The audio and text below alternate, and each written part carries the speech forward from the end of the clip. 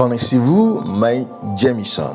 Eh bien, médecin et ingénieur né en Alabama dans une famille modeste, Mae Jemison fait partie du club très restreint des femmes astronautes. Bardée de diplômes et de distinctions, elle met sa notoriété au service de ses combats pour l'environnement et contre les inégalités. Les amateurs de la saga Star Trek l'auront peut-être reconnu.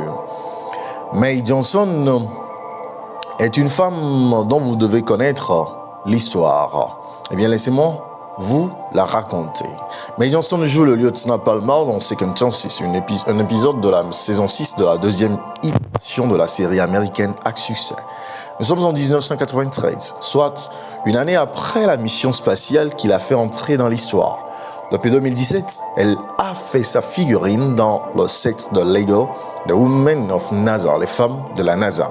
La brillante élève passionnée de danse et de science est la première femme africaine-américaine à être allée dans l'espace. À bord de la navette Endeavour, elle était chargée pour la mission américano-nippone STS-47 d'étudier les effets de la pesanteur sur le corps humain.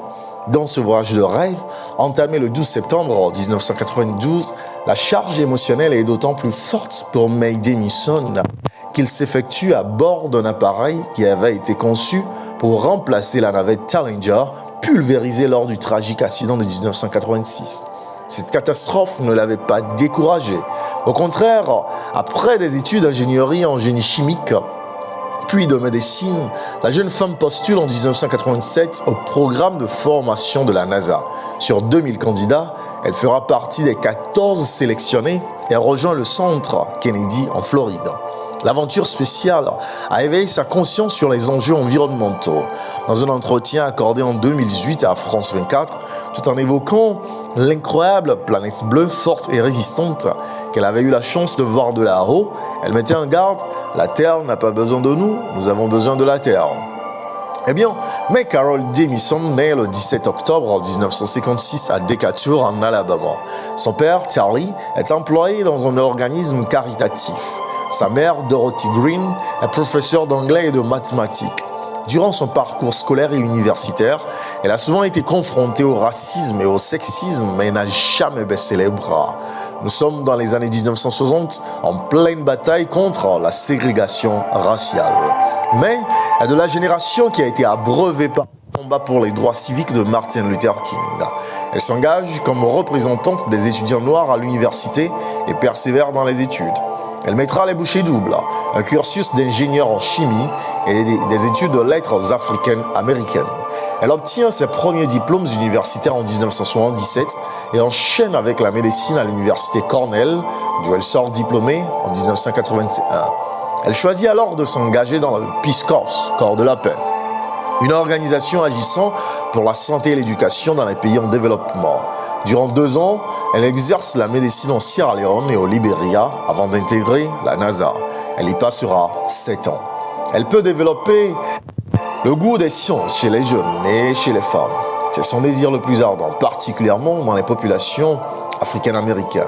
Elle crée pour cela la fondation Dorothy Jemison, du nom de sa mère, qui porte le projet des Earth Wishers et organise des camps scientifiques internationaux destinés aux adolescents. Eh bien, depuis 2010, Mae Jemison dirige la mission 100 Year Starship, une initiative de la NASA pour conduire des études sur les voyages interstellaires et la présence de l'homme sur la Lune ou sur Mars. Parallèlement, il y a une femme qui vous inspirera autant que Mae. Eh bien, son nom, c'est Ruth. Et l'un des livres de la Bible porte son nom. Et de ces 2 héroïnes, nous allons tirer des leçons. Eh bien, la première, c'est la fidélité et le dévouement. Vous savez, la fidélité et le dévouement sont des vertus puissantes. Ruth et Mae ont démontré un engagement inébranlable envers leur peuple. Dans le cas de Mae, ce fut pour les Africains-Américains. Et pour le cas de Ruth, ce fut envers sa belle-mère, Naomi, symbolisant la force d'Elia. Eh bien, la deuxième leçon à tirer, c'est la bonté en action. Vous savez, la bonté en action peut changer la vie. Mae Jemison dirige une fondation pour aider les autres à connaître leur place, leurs valeurs. Eh bien, pour Ruth, il s'agira de manifester une bonté concrète envers Naomi en restant à ses côtés malgré les difficultés. La troisième leçon à en tirer, c'est la persévérance face à l'adversité. Vous savez, la persévérance face à l'adversité est essentielle. Et Mae Jemison, malgré la ségrégation raciale qui sévissait aux États-Unis, a pu venir à bout de son combat. Et pour Ruth, elle a dû continuer à labourer les champs, même dans les circonstances difficiles, démontrant la valeur de l'effort constant. La quatrième leçon, c'est la sagesse dans les relations. Vous savez, être astronaute parmi des hommes, être la seule femme africaine-américaine parmi des personnes d'autres pigments de la peau n'est pas chose aisée. Et pour Ruth, il s'agira d'écouter les conseils de Naomi sur la façon de gagner le cœur de Boaz, montrant l'importance d'une sagesse relationnelle. La cinquième leçon, c'est l'humilité. Vous devez cultiver l'humilité. Vous savez, Ruth, dans la Bible, a humblement accepté de glaner dans les champs pour soutenir Naomi, illustrant la force de l'humilité dans le service. Eh bien, Mae Jemison a accepté d'être en contact avec les plus défavorisés pour leur apporter espoir et courage. La sixième leçon, c'est la valorisation du travail. Par le travail acharné, Mae Jemison est devenue la première femme africaine-américaine à aller dans l'espace. Et pour Ruth, il s'agira de s'ajuster pour qu'elle puisse travailler dur dans les champs, ce qui a finalement contribué à sa propre postérité. Vous devez valoriser le travail et l'effort. La septième leçon, c'est la souplesse et l'adaptabilité. Vous savez, dans l'espace, Mae Jemison a dû connaître des changements par rapport à son corps, par rapport à son environnement de travail. Mais elle est allée jusqu'au bout pour rester dans l'histoire.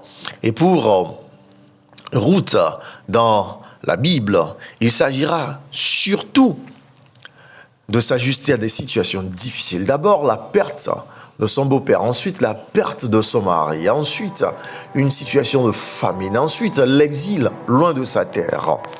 Mais elle s'est ajustée à cette situation en suivant les conseils de Naomi avec souplesse. Eh bien, la huitième leçon, c'est la foi en action. Vous savez, la foi se manifeste par des actions concrètes. Mae Jemison n'a seulement pas rêvé de faire des études d'ingénieur et de médecine, ensuite de regagner la NASA. Elle s'est battue pour que sa foi puisse porter du fruit. Eh bien, Ruth aussi a démontré sa foi en suivant Naomi et en adoptant la foi de peuple d'Israël. Et donc, la foi doit se manifester, chers amis, par des actions concrètes. La neuvième leçon, c'est l'importance de la générosité. La générosité envers les autres porte des fruits. Ruth a reçu la bénédiction de Boaz en raison de sa générosité envers Naomi. Et la dixième leçon, c'est que la fidélité est toujours récompensée. Ruth a finalement trouvé l'amour et la sécurité dans son mariage avec Boaz, montrant que la fidélité est souvent récompensée au fil du temps. Ainsi, nous pouvons dégager les 10 clés de la réussite. D'abord, c'est l'intégrité personnelle. Vous savez, la loyauté commence par l'intégrité personnelle. Soyez fidèles à vos propres principes et valeurs, car cela crée une base solide pour la loyauté envers les autres. La deuxième clé, c'est l'engagement envers les relations. La loyauté se manifeste par un engagement envers les relations. Investissez du temps et de l'énergie dans les relations professionnelles et personnelles pour renforcer la confiance et la loyauté mutuelle. La troisième clé, c'est la confidentialité. La loyauté implique la confidentialité, chers amis. Respecter la vie privée des autres et éviter de partager des informations sensibles, renforçant ainsi la confiance et la loyauté. Quatrième clé, chers abonnés, c'est le soutien dans les moments difficiles. Soyez loyaux en offrant un soutien dans les moments difficiles. Être présent et solidaire lorsque les autres traversent des épreuves renforce les liens et crée une loyauté durable. La cinquième clé de la réussite, c'est l'honnêteté et la transparence. Vous savez, la loyauté s'accompagne de l'honnêteté et de la transparence. Soyez ouverts sur vos intentions et communiquez de manière honnête, établissant ainsi une base de confiance. La sixième clé, c'est la considération des intérêts des autres. Vous savez, chers abonnés, la loyauté s'exprime en tenant compte des intérêts des autres. Recherchez activement le bien-être des autres et agissez en fonction de leurs intérêts, créant ainsi un environnement de loyauté mutuelle. La septième clé, c'est la responsabilité envers les engagements. Vous savez, chers abonnés, la loyauté se traduit par la responsabilité envers les engagements. Tenez vos promesses et respectez vos engagements. Vous renforcerez ainsi la confiance et la loyauté. La huitième clé, c'est la cohérence dans vos actions. Vous savez, la loyauté nécessite la cohérence dans les actions. Vous devez agir de manière alignée avec vos valeurs et démontrer une loyauté constante pour établir une crédibilité durable. La neuvième clé, c'est que la loyauté doit être récompensée. Vous devez reconnaître et apprécier la loyauté des autres et ainsi vous renforcerez le lien de confiance et encouragerez la continuation des comportements loyaux. Et la dixième clé, c'est un leadership inspirant. En tant que leader, inspirez la loyauté en démontrant vous-même une loyauté exemplaire envers vos équipes, envers vos followers. Un leadership loyal crée un environnement où la loyauté est valorisée et renforcée. Eh bien, en intégrant ces secrets du succès, vous renforcerez vos atouts pour être vous-même une histoire, une inspiration pour les générations futures.